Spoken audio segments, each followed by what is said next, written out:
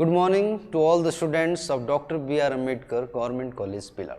Students, today we are going to take another new and a very beautiful poem, or we can say it is a sonnet written by Matthew Arnold. Its title is Shakespeare. This poem is sonnet. Sonnet is the term taken from Italian word sonetto, which means a sweet song. It is composed of 14 lines. And the sonnet that which we are going to study today is based on the Italian or Petrarchan model, but its form is irregular. This poem which we are going to study is a mark of reverence, tribute to the great dramatist Shakespeare. It was composed in 1844 and it formed a part of letter written to Matthew Arnold's sister Jane. Later on, it was published in his first volume of poems entitled Estrade, Revellers and Other Poems. So, this is one of the best poems, famous poems written by Matthew Arnold. This shows that how we human being failed to measure the depth and the knowledge of the mind and art of the Shakespeare. That how the Shakespeare, who was not much educated, only by virtue of his self-education, he reached that height of the success which the other literate persons couldn't do in their whole lifetime. So, I recite this poem and explain it word by word. Shakespeare, this is the name of the sonnet by Matthew Arnold. Matthew Arnold, a Victorian poet. Others abide our questions, thou art free. We ask and ask, thou smilest and are still. Out-topping knowledge for the loftiest hill, who to the stars uncrowns his majesty, planting his steadfast footsteps in the sea, making the heaven of heavens of his dwelling place, spares but the cloudy border of his base, to the foiled searching of mortality. And thou who didst the stars and sunbeams know, self-schooled, self-scanned, self-honored, self-secure, didst tread on earth unguessed at, better so, all pains the immortal spirit must endure, all weakness which impairs, all grief that bow, find the soul speech in that victorious brow. Students, Matthew Arnold says that others abide. Here others means other scholars and critics. Other scholars and critics. Means the other critics, other scholars stand our scrutiny, stand our questions, but thou art free. हम बाकी जो writers है, जो बाकी जो scholars है, उनके ऊपर सवाल उठा सकते हैं, लेकिन शेक्सपियर के ऊपर हम सवाल नहीं उठा सकते. We can not raise questions on the knowledge of the work of Shakespeare. Thou are free. Shakespeare is beyond our doubt. He is beyond our doubt. Thou are free. We ask and ask. हम पूछते रहते हैं बार बार. Many questions, innumerable questions about the life and the work of Shakespeare, but we couldn't get the proper answer to our questions. And the reason behind is that the Shakespeare is beyond our control to understand him. Thou smilest when we ask him questions, when we read his work, when we want to know about his dramas, we raise questions, but he doesn't answer, he only smiles, and this smile is a very clever smile, very sly smile, and are still out-topping knowledge. He is out-topping knowledge. His knowledge is beyond the knowledge of other people. He is the best dramatist of English drama. For the loftiest hill, who to the stars uncrowns his majesty. Here the Shakespeare is compared to the loftiest hill. एक ऐसा हिल जो बहुत ही ऊंचा है, उससे उसकी तुलना की गई है, उसका कंपैरिजन किया गया है. Who to the stars uncrown, uncrown यानी रिवील करना, इसका मतलब है रिवील करना. अनक्राउन मीन्स जो पर्वत है, ऐसी जो पहाड़ी है जिसकी जड़ें तो समुद्र में है, उसकी जो फाउंडेशन, उसकी जो नींव है वो समुद्र में है, लेकिन उसका जो हाईएस्ट पॉइंट है वो आकाश के अंदर है. और इसीलिए आकाश का जो सबसे ऊपरी हिस्सा है वो केवल तारों को दिखाई देता है, केवल सूरज को दिखाई देता है. We human beings can not see the top of the hill. So in the same way his knowledge is beyond all the human beings. He is beyond our questions. We cannot raise questions on him. Uncrowns his majesty. So Shakespeare is just like a hill whose foundation is into the ocean and his top is in the sky. Means he has reached into the sky of the literature. He has soared up into the sky of literature. वो साहित्य के जो क्षेत्र में है वो आकाश की ऊंचाइयों तक ऊपर पहुंच चुका है. हम उसके ऊपर अब क्वेश्चंस नहीं उठा सकते. We can not raise questions. Planting his steadfast, planting एकदम जड़े जमाना, and steadfast fix foot steps in the sea, क्योंकि उसकी जड़ें समुद्र में है. But making the heaven of heavens of his dwelling place. Here heaven of heavens means near the sun. स्वर्ग का भी स्वर्ग मीन्स द सन, सूरज. शेक्सपियर का ड्वेलिंग प्लेस क्या है? The heaven of heavens means he has reached to the height of star and suns in the sky, which is beyond our ability. Dwelling place. Spares bird, spares means expose करना, but the cloudy border of his base. Cloudy border, we cannot see its top, the top of the hill. We can see only the atmosphere, or we can say the covering of cloud around its top. जब कोई पर्वत है और उसकी जो foundation समुद्र में और उसका सबसे ऊपरी किनारा आकाश में रहता है, तो हम उसको देख नहीं पाते क्योंकि उसके चारों तरफ बादल छाए हुए रहते हैं. उसी तरह उसका नॉलेज जो है has reached to that height of star and the sky that we can not completely measure and scrutinize his knowledge. Spares but the cloudy border of his base to the foiled. Foiled means failed. A person who has failed in something. किसी चीज में असफल हो जाना. Searching of mortality. Here mortality का मतलब नश्वर प्राणी, and we human being are mortal. So we human being who are mortal cannot understand the immortal work of Shakespeare, because in his work he has presented immortal characters, therefore his work is called immortal. And thou, thou means you.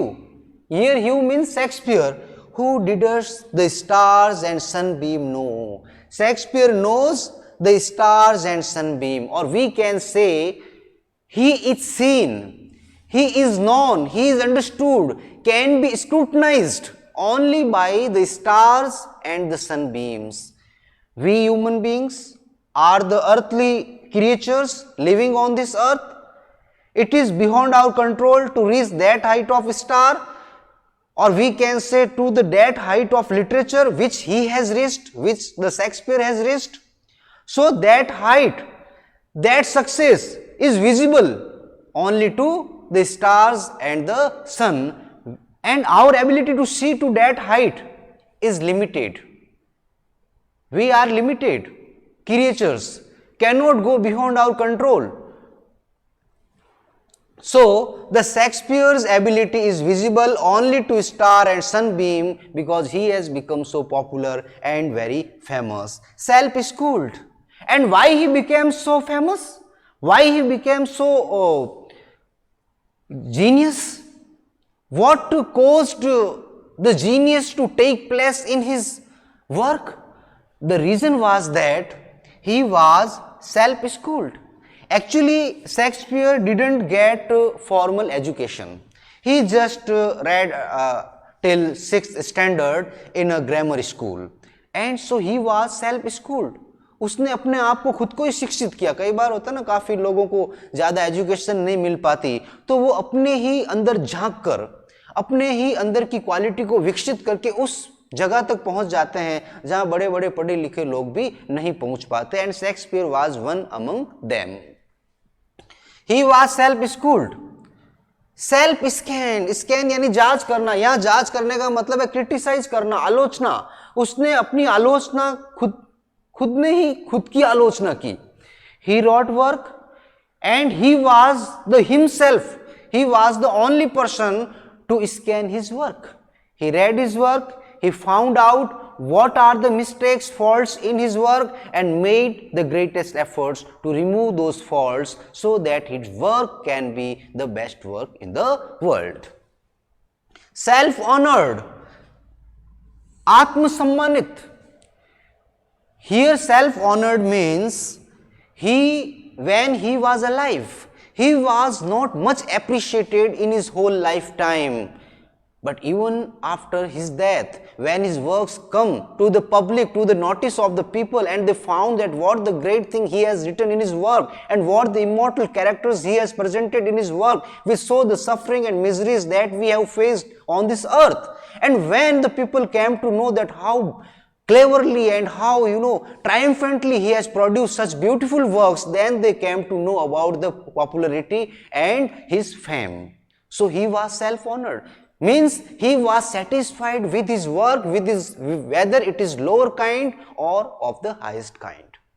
He was not much scared about what kind of success his work will get. He was much worried, only attentive to how to give his best effort, and his habit to give best effort made his work best. Self-honored, self-secure. Here self-secure मतलब आत्म सुरक्षित means he was very well self-confident of his ability. There are so many people who are lack of the ingredient or the natural ability in them, and for their success they depend on the remarks, on the comments, of the other people, or we can say on the circumstances which provide them opportunity to go forward. But Shakespeare found none of these things.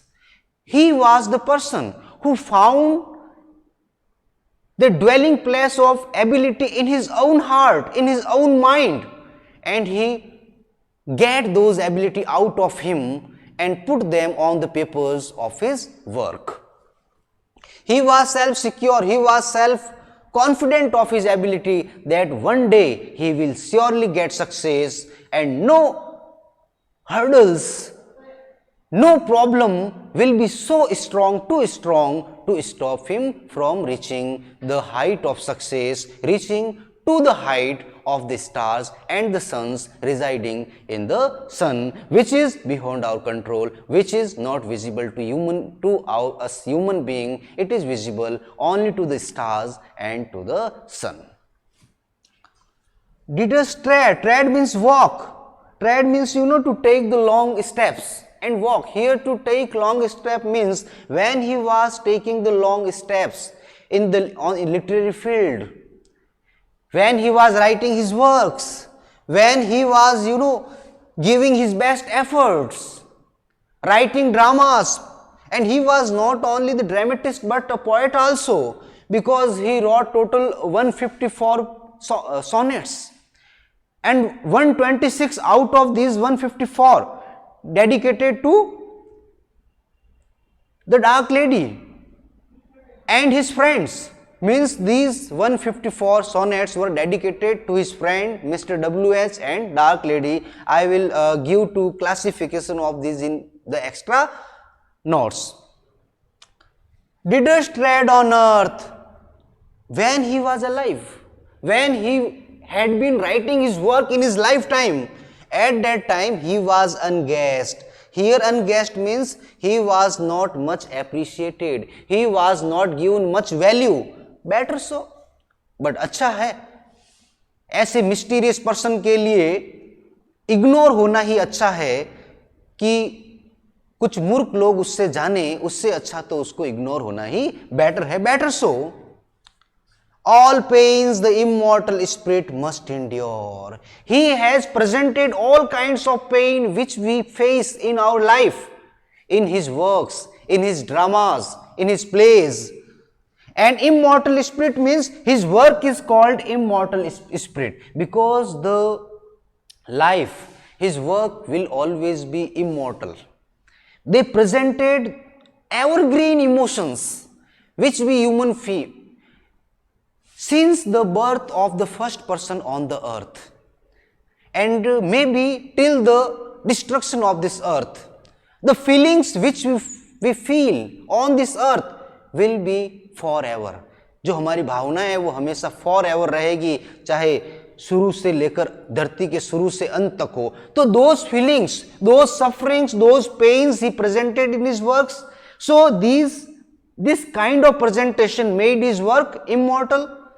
So, and all weakness, he presented all pain, misery, suffering, weakness of human being in his work, and he presented those weakness, suffering which crush us, which bow us.